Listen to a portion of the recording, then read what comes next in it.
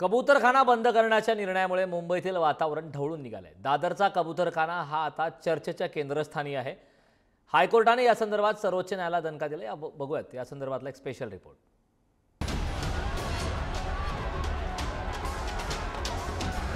कबूतरखान्याची ताडपत्री फाडत न्यायालयाचा अवमान करणारे, आदेश झुगारून कबूतरांना खाऊ घालणारे, महापालिका प्रशासनाला खुलं आव्हान देणारे, जैन धर्मीय पक्षीप्रेमींना आता सर्वोच्च न्यायालयाने दणका दिलाय।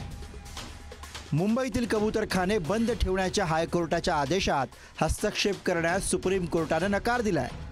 त्यामुळे हायकोर्टाचा आदेश कायम राहणार असल्याने सध्या तरी मुंबईतील कबूतरखाने बंदच राहतील हे निश्चित झालंय।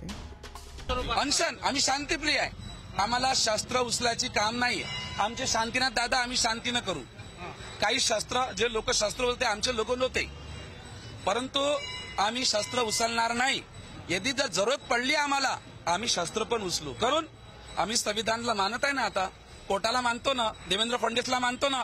आमच्या धर्माच्या जर विरुद्ध आलं तर बस धर्माच्या विरोधात गेलं तर तुमच्या धर्माच्या विरुद्ध, अरे धर्माच्या विरुद्ध आहेच नाही। कोर्टाने जे निर्णय दिलेला आहे धर्माच्या विरुद्ध जर आलं तर कोर्टला आम्ही मानणार नाही। किशोर पेडणेकरांचं असं म्हणणं या संदर्भामध्ये, हा तुम्हाला अर्बन नक्षलवाद वाटत नाही का? जैन मुनी शस्त्र हातामध्ये घेतात, तर असं आम्ही काय केलं? मी 1 मिनिटामध्ये सांगितलं, मी त्याच्याशी सहमत नाही आहे। मी सांगितलं, मी ज्यावेळेस बोलायचे असेल, जे काही माझे रोल करायचे मी ते करत आहे, या विषयावर आता बोलणार नाही। कबूतरखान्यांमुळे आरोग्याचे प्रश्न निर्माण होत असल्यानं हायकोर्टाने कबूतरखाना बंद करण्याचा आदेश दिला। त्या पार्श्वभूमीवर कबूतरांना धान्य टाकल्यास मुंबई महापालिकेनं दंडाची आकारणी सुरू केली आहे। आतापर्यंत महापालिका प्रशासनानं 32,000चा दंड वसूल केलाय। ही कारवाई करण्यासाठी घनकचरा विभागाच्या वतीनं ठिकठिकाणी कर्मचारी नेमण्यात आलेत।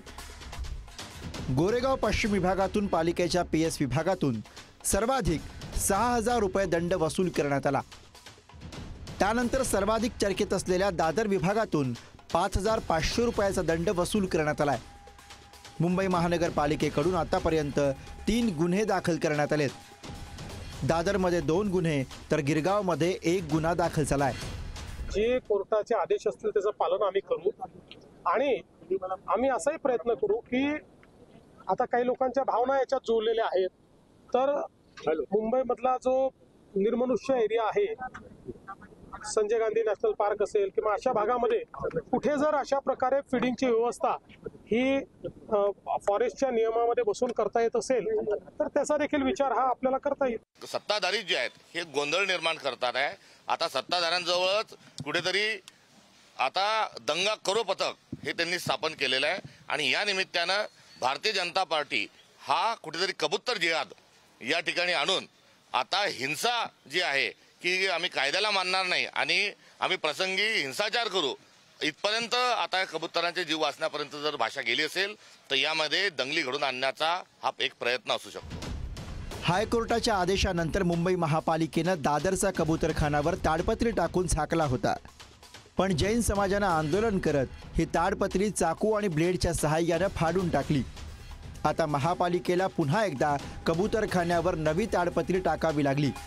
मुंबई शहरातील दादर परिसरातील जो प्रसिद्ध कबूतरखाना आहे त्या कबूतरखान्याचा विषय गेल्या काही दिवसांपासून चांगला चर्चेत आलेला आहे आणि या कबूतरखान्यावर पुन्हा एकदा मुंबई महानगरपालिकेकडून ताडपत्री टाकण्याचं काम करण्यात आलेलं आहे। आपण जर माझ्या पाठीमागे पाहिलं तर हायकोर्टाने आदेश दिले होते, त्यानुसार मुंबई महानगरपालिकेने या कबूतरखान्यावर ताडपत्री टाकली होती। त्यानंतर जो जैन समाज आहे तो आक्रमक झालेला पाहायला मिळाला आणि जैन समाजाच्या माध्यमातूनच ही ताडपत्री काढण्याचं काम करण्यात आलं होतं।